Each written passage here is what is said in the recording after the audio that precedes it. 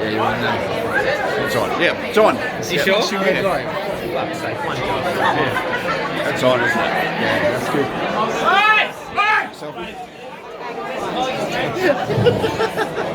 Testing, 1, 2, 3. Shouldn't have the. Shouldn't have the pink No, you shouldn't know. bulbous thing on the Strong knob. Don't hold it too close to your mouth. Don't hold it too close to your mouth. Nice pink mic. Can you change the microphone colour? You can talk now. Okay, thank you. Quiet.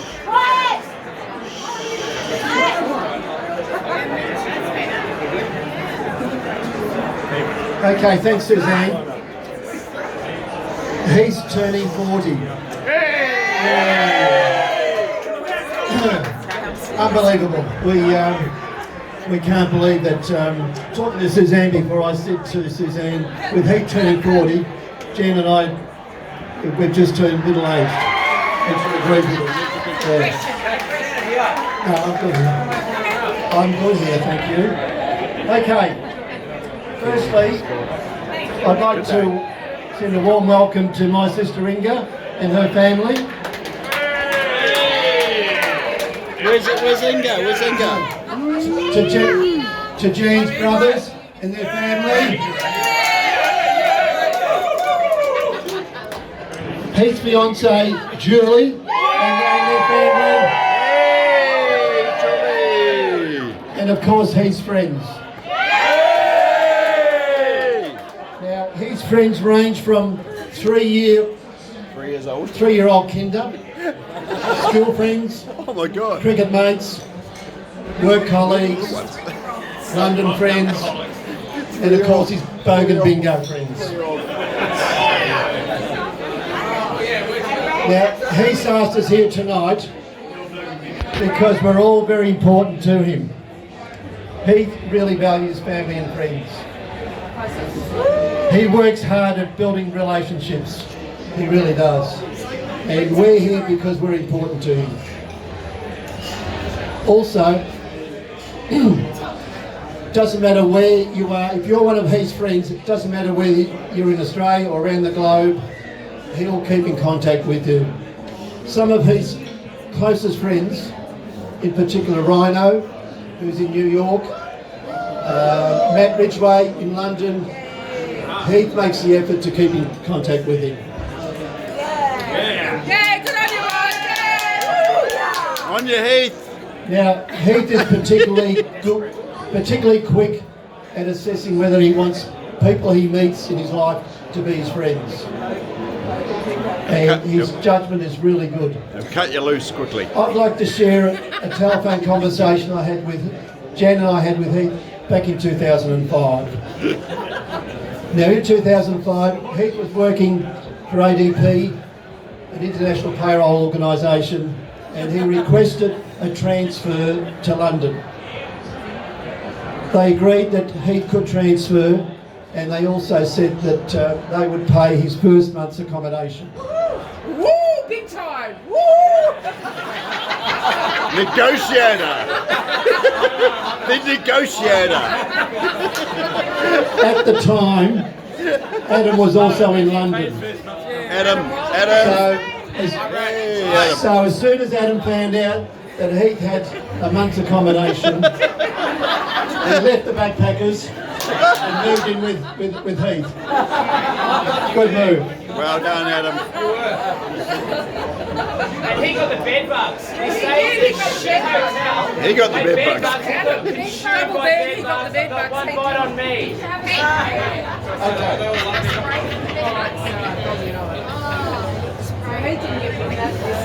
As the 1 month's accommodation was drawing to a close, Heath had to start seeking alternate accommodation.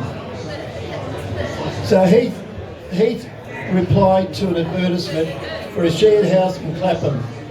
Clap him. He was interviewed by a couple who agreed to let Heath move into the spare bedroom.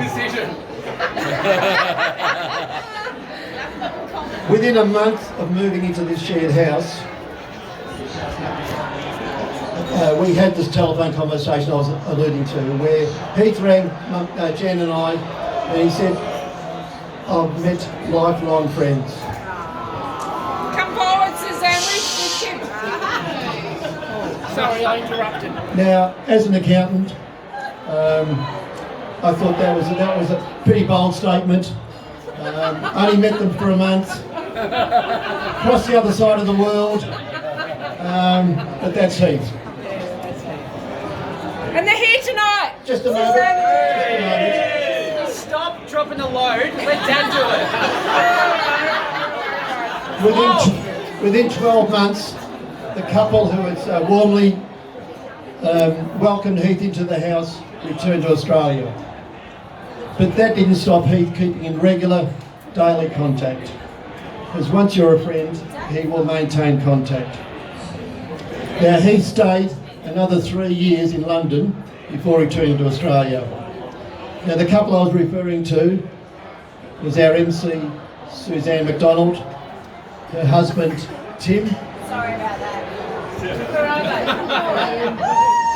Suzanne and Tim are extremely important people in Heath's life, as are their two beautiful children, Lucas and Austin, and Heath is Austin's godson. Now, each of us here today know that we can call on Heath if we need him. He will help if he certainly can help. Family and friendships rate extremely highly with Heath. Recently, we had a federal election, and our Prime Minister said he believed in miracles.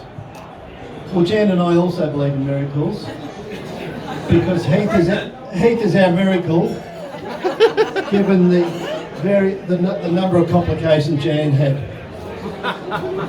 And still have.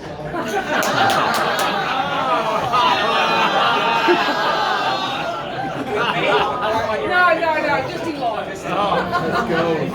40 years ago, today was the happiest day of my life. What?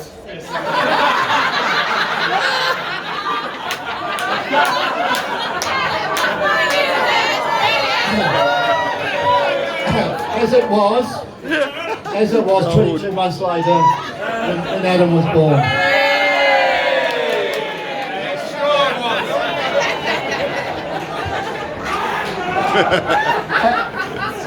At Heath's 21st, I told him, enjoy the 20s. They'll be the best years of your life. Well, I was wrong. Heath with Julie, about to walk down the aisle next year. We're all looking forward to March the 28th, and also the beautiful events that happen after marriage. And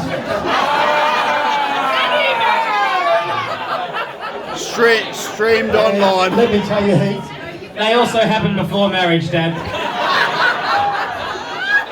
let me tell you, the 40s will be the best years of your life. Hey! Heath, you've provided so much love and joy to our lives. You're a caring, kind, compassionate person, and we have been so blessed to have you in our life. I am so proud to be your dad, and I love you dearly. Happy birthday.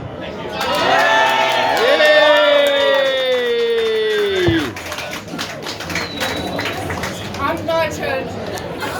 Sorry, Jan, we're out of tape. We're out of tape. It's ready. My arm's sore. Who wants to take over? Really? No, that's not a good idea. I'll keep going. Where's my beer? No, I'll keep going. I'll keep going. Well, here I go, everybody. Now, my Heath. A very, very famous princess once said, "There are three people in this marriage. Well, for you to be here, it took 3 to bring you into the world. Obviously, your dad and I had fun conceiving you. Why is that obvious? And to keep you safe in my womb, Annabelle took over. Yes, Annabelle. You see, I'd had 5 miscarriages, and when you were conceived, it was everyone to their stations to ensure you arrived safely. This meant that I had to lie flat on my back in hospital for weeks at a time. And when finally I was at home, every week, for most of the pregnancy, I would catch the bus, because Frank took the car to work.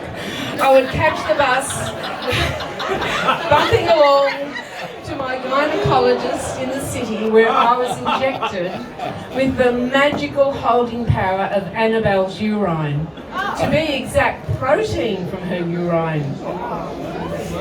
Annabelle's urine. Yes, there were 3 involved in your birth. Myself, your dad, and Annabelle the cow.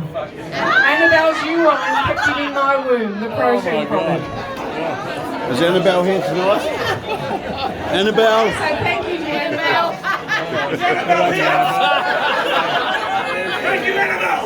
Thanks, Annabelle, yeah. Woo! But seriously, I am so proud to be your mum. And I treasure our relationship based on unconditional love and trust. I feel so blessed that we have always been able to talk about anything, and I mean anything. There was never a boundary. Oh, I wish there was.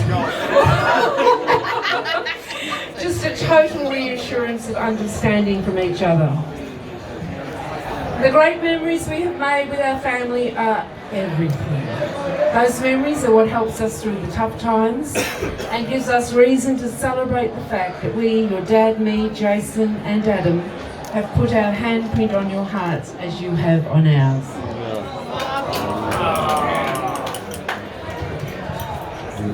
And now your family has grown with the love of your life.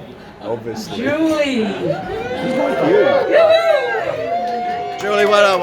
Julie rounds out your life. She gives your life purpose and meaning. There's Adam How here. beautiful. How beautiful that you had finally found the woman who enhances all that you are. And I believe you enhance all that she is too. Heath, life really does begin at 40. Until then, you really are just researching who you were. It's true. And it's great to have grey hair, my newsreader's son. Well, you could be bald. The only real negative at being 40 is every time you suck in your gut, your ankles swell.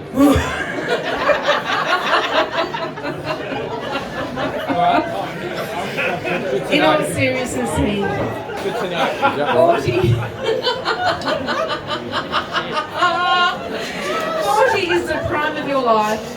It is the time of your life. Enjoy, my son. Enjoy. Beautiful. No, I have to I'd ask like about to that one. introduce Adam, followed by Julie. Not over yet, Heath. Let's hear it, This could go anywhere. Let's go for it, mate. Keep it short, mate. Consider My the arm's research I put in. getting sore.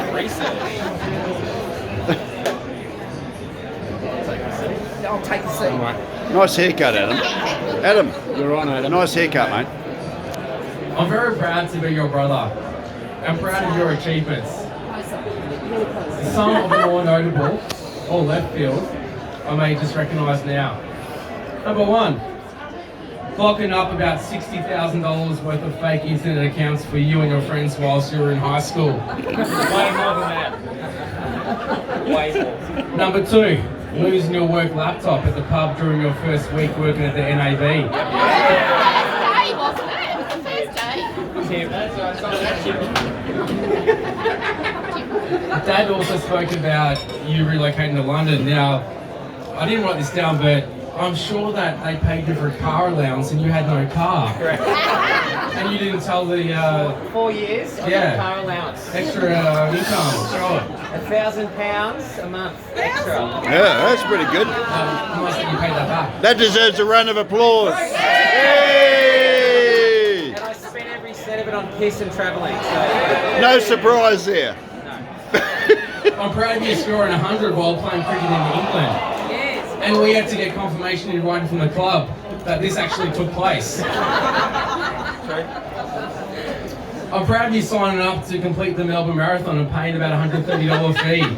And you never trained and therefore you never actually did complete. Compete.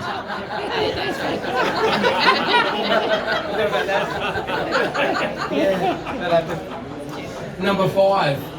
While Heath was living in Carnegie, he left his car on Cornang Road in a 1 hour zone for an entire week. Whilst thinking his car was underneath the apartment block.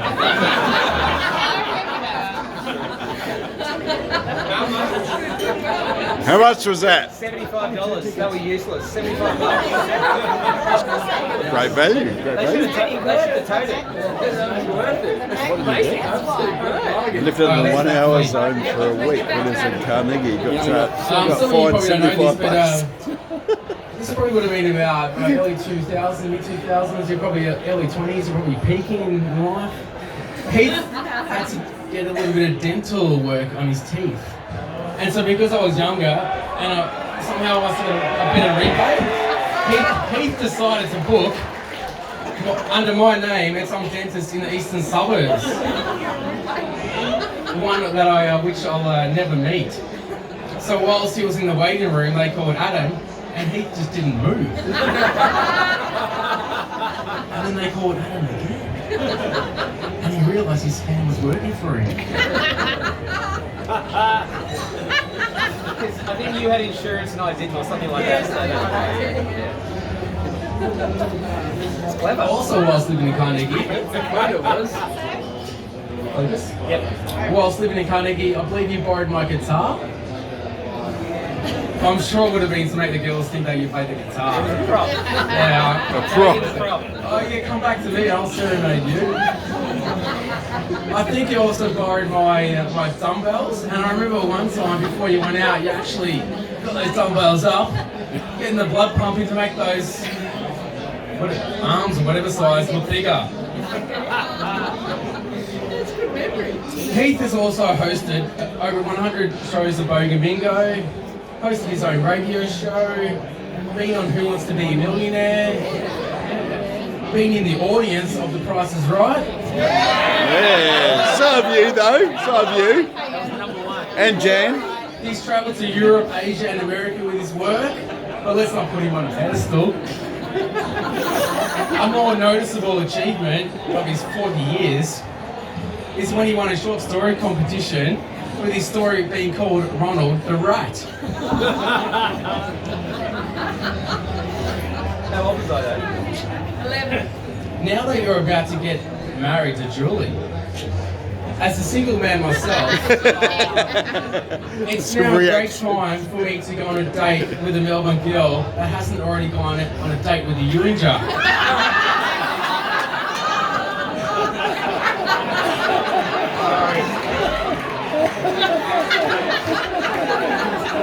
Sorry. Let it out for the wedding. Alright, I might get a little bit more serious now. It's great to see you doing so well with your work life.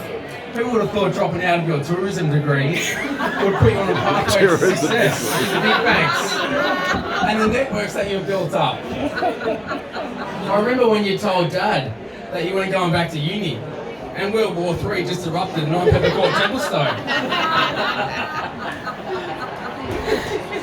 But more importantly, we're so happy that you've met such a great young lady in Julie who comes from a great family, and we can't wait for your wedding and to share the next phase of your journey with us. Well done, Adam. Well done. Ah, beautiful, beautiful. Now, I'd like to please welcome Julie Peaches. Oh, you speaking as well? I'm not No, he's speaking. got big guns. I'm videoing. Well done. It's been 19 minutes and 37 seconds. It's I'm hanging in there. Oh, what? Yeah, that's good. If someone had have sat me down 2 years ago and said, Julie, you're going to end up marrying a freckled body ranger. Freckled body ranger. I would have said to them, Ranger. you're dreaming. Orangutan. Now that it's actually happened, I wouldn't have it any other way. Wow. Oh, wow. Most of you know that I met Heath on Tinder almost 2 years ago. It was the description on his profile that made me swipe right. It read, I'll put you on my shoulders at rock concerts and in the swimming pool so you don't get wet. I thought it was the sweetest thing. Turns out it wasn't even his. Someone gave him that line. And I know he's passed it on to a few more people. Single and on Tinder, I recommended it. It works a treat. Adam? I would describe Heath as very confident, and that was obvious to me quite early. I remember after our first date, which was Wednesday night, without even asking me how I thought it went or if I had a good time, he said, I'm going to see you again on Saturday night. He had a right to be confident because the rest was history after that Saturday night. Heath and I would take it in turns to cook each other dinner. The first meal I cooked for him was a risotto. That's before I knew he was on the keto diet. For those unfamiliar, the keto diet is a low-carb, high-fat diet. In true Heath style, he ate it without any hesitation because he's just so considerate like that. Oh. Speaking of keto, does anyone notice how trim and terrific Heath is?